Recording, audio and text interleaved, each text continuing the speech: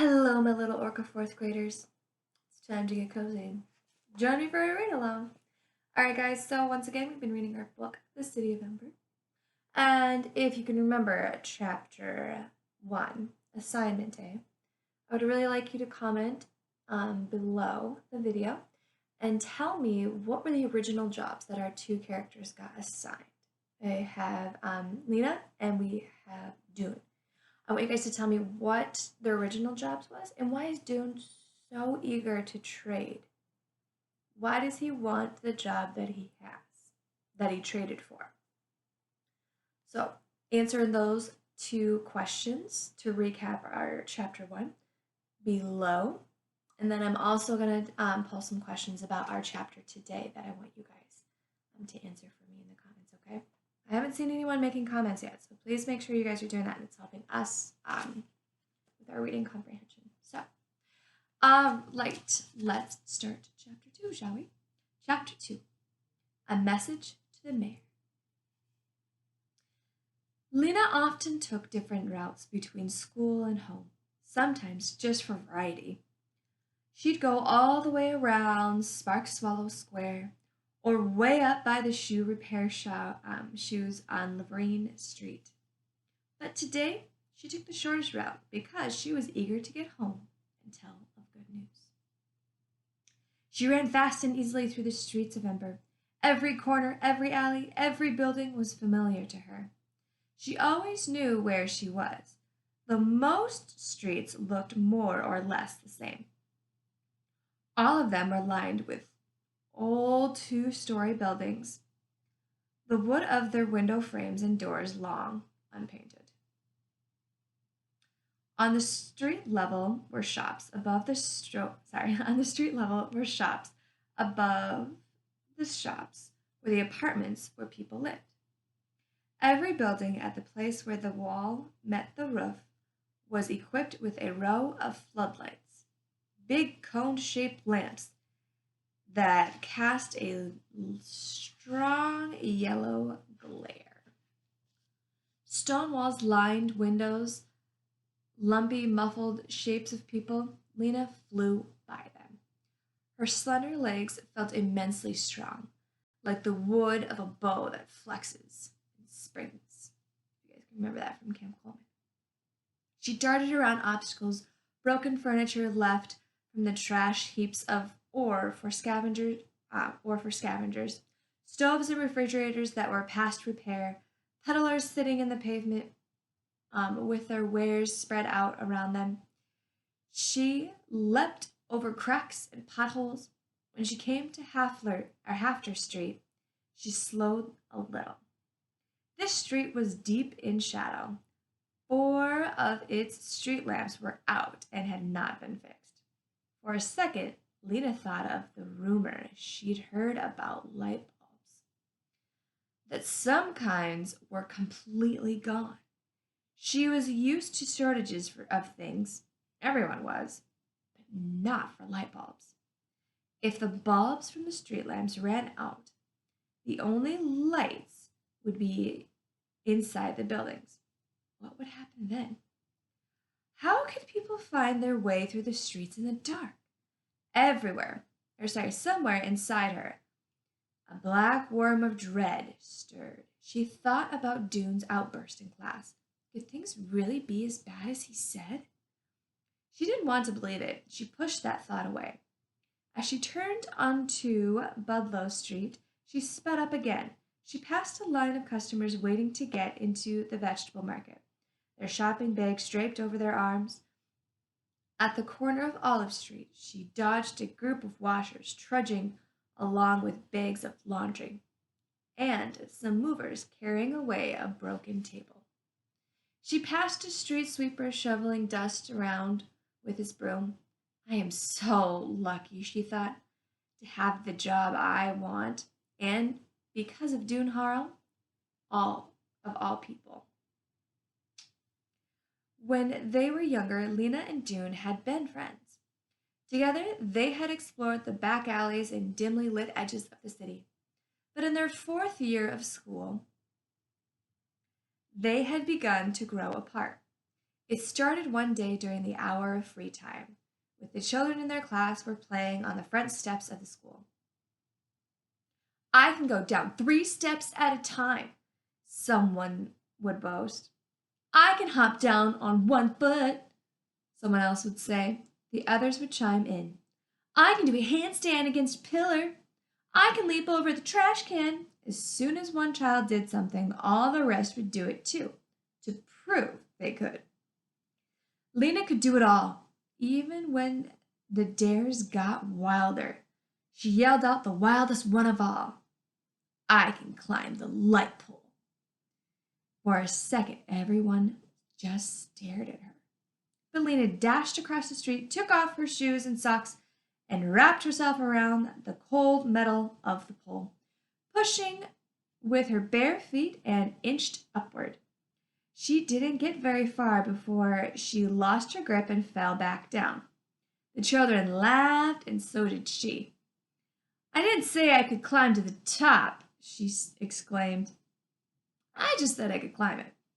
The others swarmed forward to try. Lizzie wouldn't take off her socks. Her feet were too cold, she said, so she kept sliding down. 40 Penn wasn't strong enough to get more than a foot off the ground. Next came Doon. He took his shoes and socks off and placed them neatly at the foot of the pole. Then he announced in his serious way, I'm going to the top. He collapsed the pole and started upward, pushing up with his feet, his knees sticking out on the sides. He pulled himself upward, pushing again. He was higher now than Luna had been. But suddenly his hands slid, and he came plummeting down. He landed on his bottom with his legs poking up in the air. Lina laughed. She shouldn't have. He might have been hurt. But he looked so funny that she couldn't help it. He wasn't hurt. He could have jumped up, grinned, and walked away, but Doon didn't take things lightly. When he heard Lina and the others laughing, his face darkened. His temper rose in him like hot water. Don't you dare laugh at me, he said to Lina. I did better than you did. That was a stupid idea anyway. A stupid idea to climb that pole. And as he was shouting, red in the face, their teacher, Miss Polster, came out onto the steps and saw him. She took him by the shirt collar to the school's director's office, where he got a scolding he didn't think he deserved. After that day, Lina and Doon barely looked at each other when they passed in the hallway. At first, it was because they were fuming about what had happened. Doon didn't like being laughed at, and Luna didn't like being shouted at. After a while, the memory of a light pole incident faded, but by then they had gotten out of habit of friendship. By the time they were 12, they knew each other only as classmates. Lina was friends with Vindy Chance, Orly Gordon, and most of all red-haired Lizzie Biscoe, who could run almost as fast as Lina and could talk 3 times faster. Now, as Lina sped toward home, she felt immensely grateful to Doon and hoped he'd come to no harm in the pipeworks. Maybe they'd be friends again. She'd like to ask him about the pipeworks. She was curious about it. When she got to Gravestone Street, she passed Clary Lane, who was probably on her way to the greenhouse. Clary waved to her and called out, "What job?" And Lina yelled back, "Messenger!" and ran on. Lina lived in Quilman Square, over the yarn shop run by her grandmother. When she got to the shop, she burst in the door and cried, "Granny, I'm a messenger!" Granny's shop had once been a tidy place, where each ball of yarn and spool of thread had its spot in the cubby holes that lined the walls, and the yarn and the thread came with old clothes that had gotten too shabby to be worn. Granny unraveled sweaters and picked apart dresses and jackets and pants. She wound the yarn into balls and the thread onto spools, and people bought them to use in making new clothes. So she was a recycler. These days, the shops was a mess. Long loops and strands of yarn dangled out of the cubby holes, and the browns and grays and purples were mixed in with all of the orcs and olive greens and dark blues. Granny's customers often had to spend half an hour unsnarling the rust red yarn from the mud brown or trying to fish out the end of a thread with a tangled wad. Granny wasn't much help. Most days she just dozed behind the counter in her rocking chair. That's where she was when Luna burst in and with her news. Sorry, Lina. Lina saw that Granny had forgotten to knot up her hair this morning. It was standing out from her head in a wild white frizz. Granny stood up, looking puzzled. You aren't a messenger, dear. You're a schoolgirl, she said. But Granny, today was assignment day. I got my job, and I'm a messenger. Granny's eyes lit up. She slapped her hand down on the counter. I remember, she cried. Messenger, that's a grand job. You'll be good at it. Lina's little sister toddled out from behind the counter with unsteady legs. She had a round face and round brown eyes. At the top of her head was a spring of brown hair tied up in a strap of red yarn. She grabbed onto Lina's face. Wah, wah, wah, she said. Lina bent over and took that child's hands. Poppy! Your big sister got a job. Are you happy, Poppy? Are you proud of me? Poppy said something that sounded like happy, happy, happy. Lina laughed, hoisted her up, and danced with her around the shop.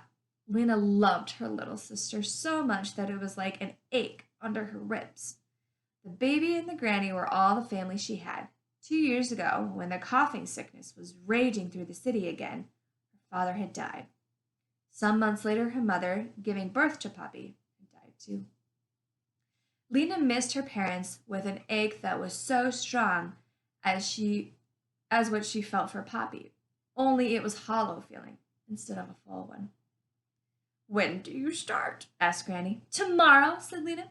I report to the messenger station at 8 o'clock.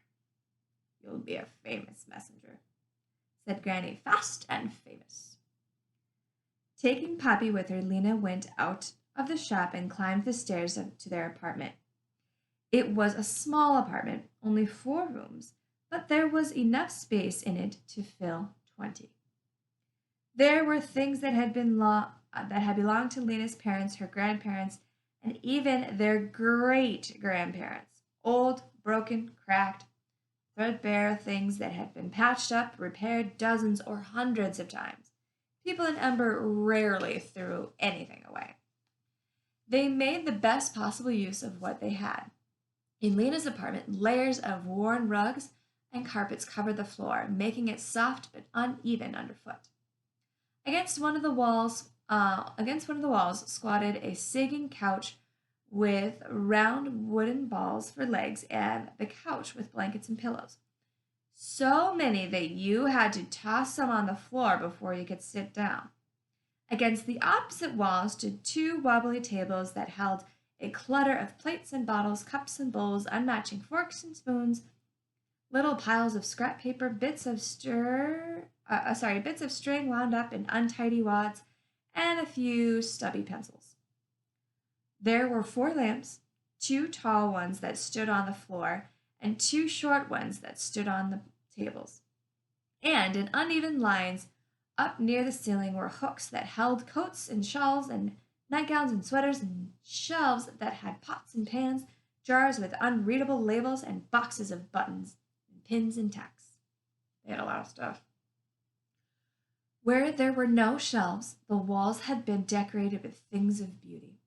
A label from a can of peaches, a few dried yellow squished flowers, a stripe of faded but still pretty purple cloth. There were drawings, too. Lina had done the drawings out of her imagination. They showed a city that looked somewhat like Ember, except that its buildings were lighter and taller and had even more windows. One of the drawings had fallen on the floor. Lina retrieved it and pinned it back up. She stood for a minute and looked at the pictures over and over. She'd drawn the same city. Sometimes she drew it as seen from afar. Sometimes she chose one of the buildings and drew it in detail. She put in stairwells and street lamps and carts. Sometimes she tried to draw people who lived in the city. She wasn't good at drawing people. Their heads always came out too small, and their hands looked like spiders. One picture showed a scene in which the people of the city greeted her when she arrived, the first person they had ever seen to come from somewhere else. They argued with each other about who had come to the who should be first to invite her home. Lina could see this city so clearly in her mind. She almost believed it was real. She knew it couldn't be, though. The book of the City of Ember, which all children studied in school, taught otherwise. The City of Ember was made for us long ago by the builders. The book said, "It was only light in the dark world." It was the only light in the dark world. Beyond Ember, the darkness goes on forever in all directions. Lina had been on the outer border of Ember. She had stood at the edge of the trash heaps and gazed into the darkness beyond the city, the unknown regions. But one had never gone far into the unknown regions, or at least no one had gone far and returned. And no one had ever arrived in Ember from unknown regions either.